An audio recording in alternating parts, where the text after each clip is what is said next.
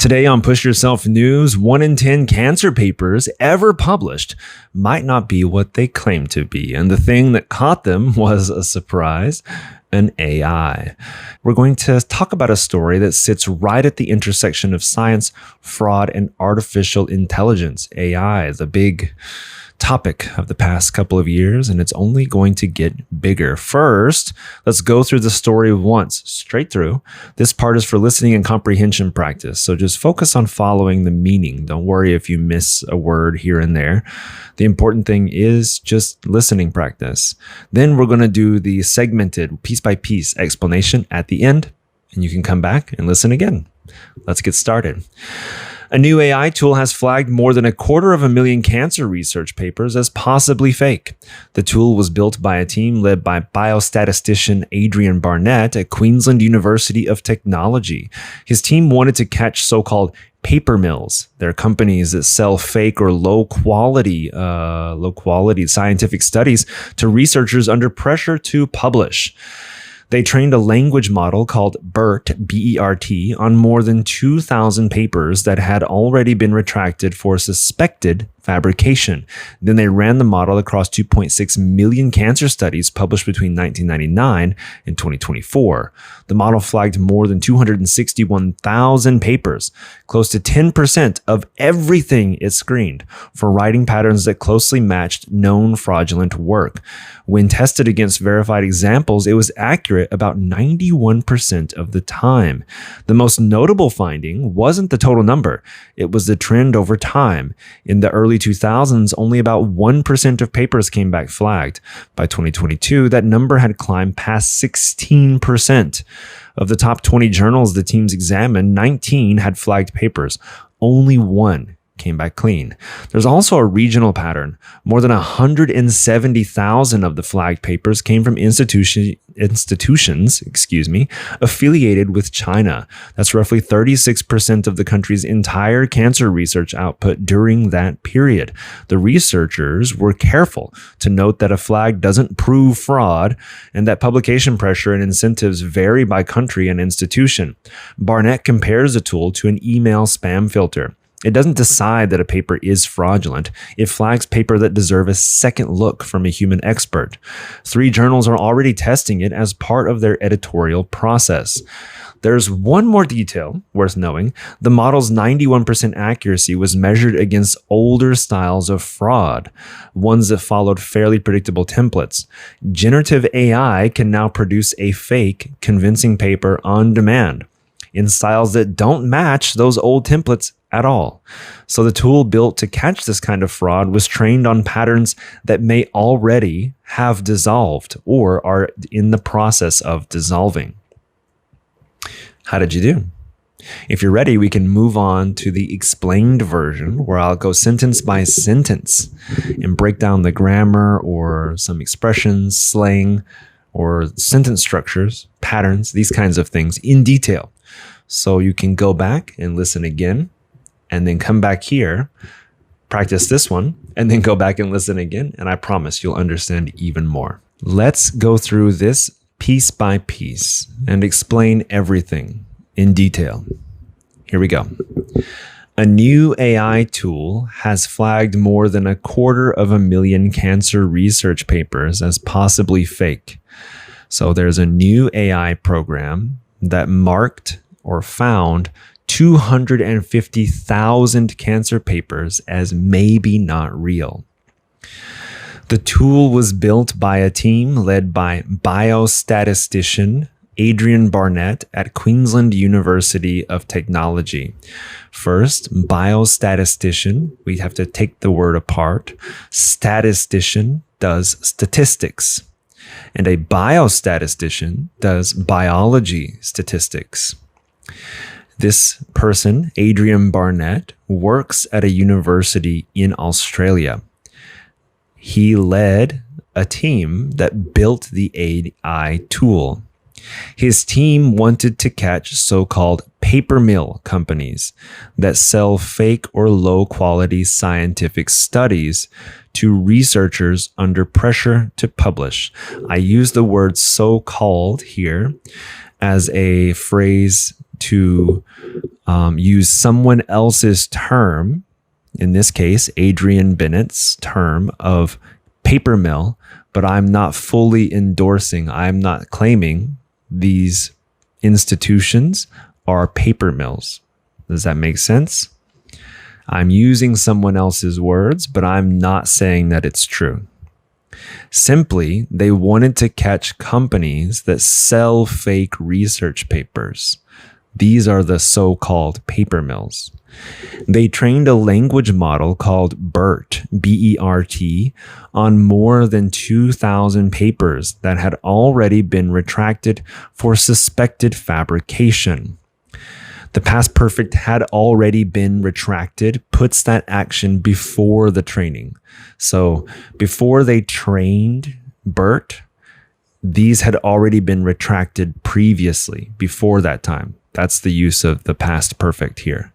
Simply, they trained the AI using over 2,000 papers that were already removed. When they ran the model across 2.6 million cancer studies published between 1999 and 2024, simply they used the model on these papers. There's a bunch of papers over the past almost 25 years. That's what they used it on, is that time frame, not after 2024 and not before 99.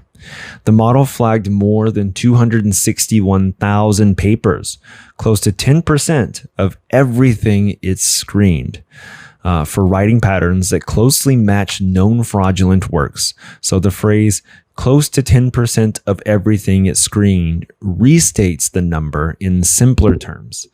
So 261,000 sounds okay, but we need a comparison. If we say close to 10%, it sounds like, that makes more sense in my head. I can see 1/10 of the total, which is a common way to explain things in statistics and of reframing it. Also be careful because this can mislead people too.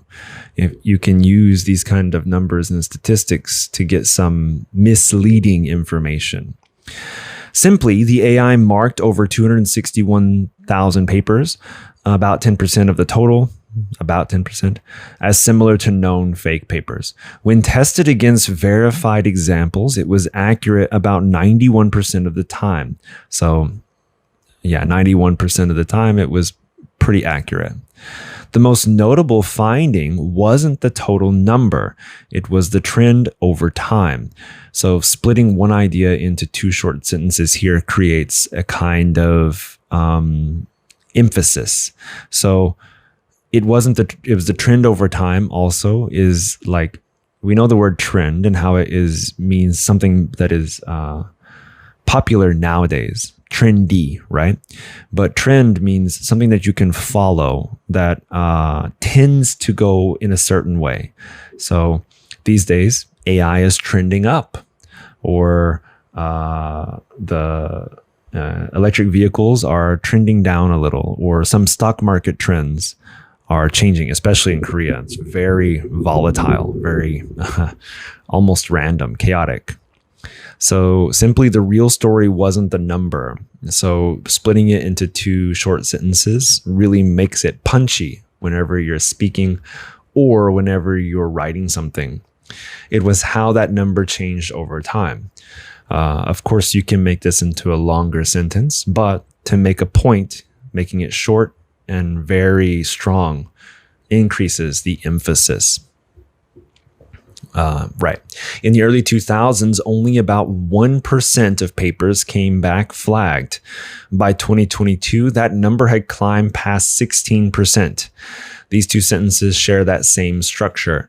It makes it easier to make contrasts between the data, and I want to make sure you know, like these points one by one, almost like bullet points, but stated firmly. That way they stick in your mind and they're in the center of this article. So having long sentences explaining the data can make you confused or misremember. It's more important to have punchy, solid sentences in this case. Remember this when you're writing something. Of the top 20 journals the team examined, 19 had flagged papers. So 19 different journals out of the 20 had papers that came up potentially positive for being fraudulent. Only one came back clean. Again, the phrase came back clean borrows language from a background check, meaning like nothing suspicious was found. When you get a FBI check and it comes back clean, that means nothing happened. You're good to go. But it sounds like it's a criminal check. So there is a little nuance that makes it sound a little bit more like there was something negative inside of this check, right? So this use of that phrase is intentional to bring a kind of negativity towards those that were found to have fraudulent flags. Make sense? All right. Simply 19 out of the top 20 journals had been flagged. That's all. Only one had none at all. And also that short, only one came back clean. That's a very punchy statement, like we talked about before. It really sticks with you. Only one? Wow. There's also a regional pattern. So there's a trend depending on where these papers are coming from, what country.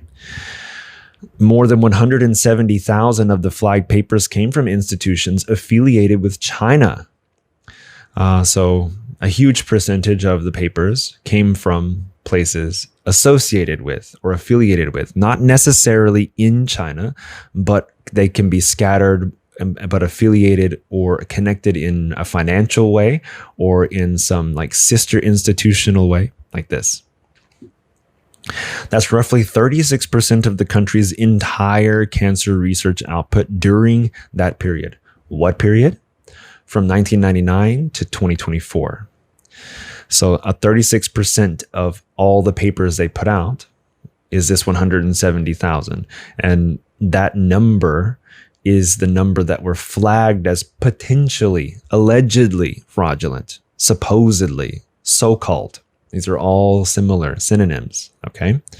The researchers were careful to note that a flag doesn't prove fraud and that the publication's pressure and incentives vary by country and institution. The phrase, "we're careful to note," is very, very important. And I'm using it here too, meaning it signals that the writer of the report, and me too, are not saying that that statement, or that we're careful to note that this piece of information is key to understanding the data and not to jump to conclusions. That's not the point of it. It could be sensational, like 36% of all papers from China are fake. That can be people's thought, but they're careful to note that is not what they're saying. It doesn't prove it's fraud. And I'm saying that too. This does not prove it is fraud. This is a deliberate caveat. It is, especially in scientific reporting, this is common. And in economical ones too, however, they trend towards being more sensational because it causes market fluctuation. All right. The researchers said a flag doesn't prove fraud and that pressure to publish is different in different places. In some countries, if you don't publish, you lose your job. You can lose your tenure, that kind of thing. That's what they're saying. There's different pressures in different countries. Barnett compares the tool to an email spam filter. To put it simply, Barnett says the tool works like an email spam filter. It doesn't decide that a paper is fraudulent. It just flags the paper that deserves a second look from a human expert.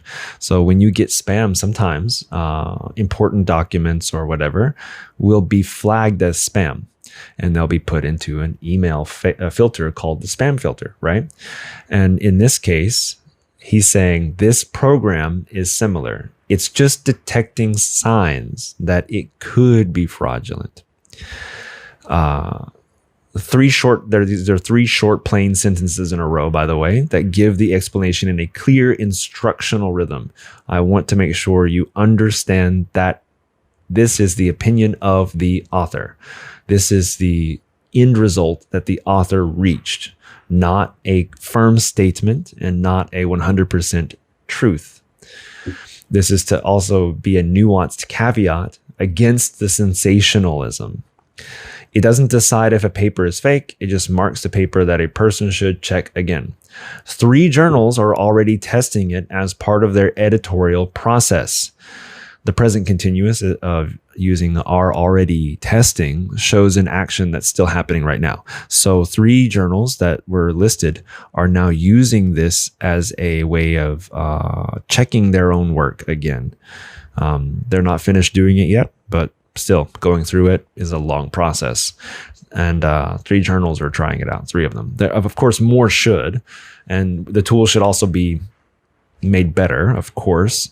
And especially nowadays, but we'll talk about that later. There's one more detail worth knowing.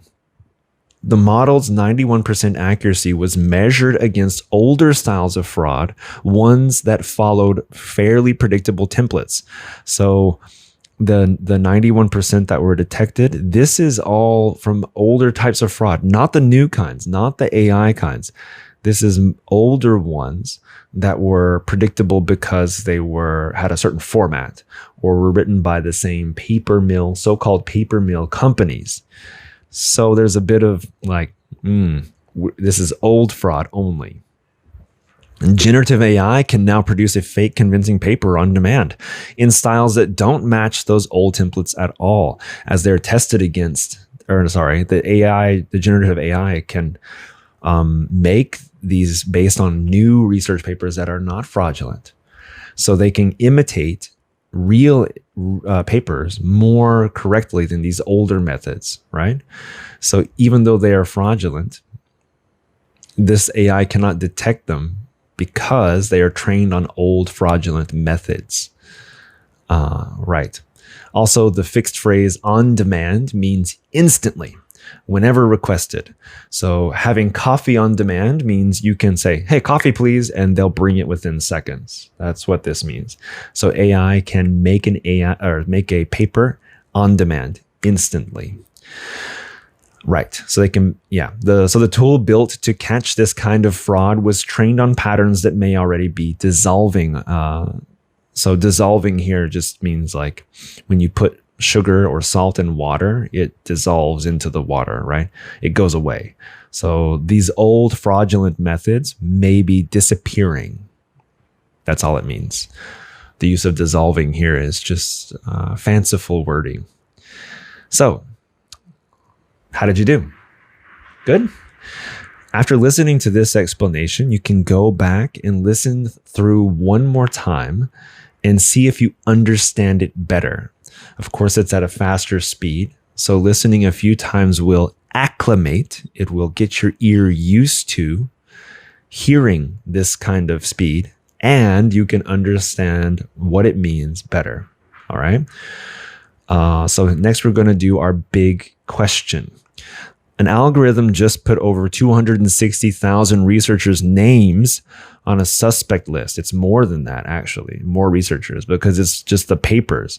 The number of people on the paper is often more than 5, even up to 20. So we'll see. Without proving a single one committed fraud. Is that fair? Is that fair to state that their work is now potentially fraudulent? Also, and the fraud it's training to catch is already changing. Is it still worth exposing past frauds, or is it more important to try and catch up to the new forest fire of AI frauds happening right now? Let me know what you think in the comments down below to this big question, or just formulate your answer and try to think about and speak it yourself. So that's the story for today.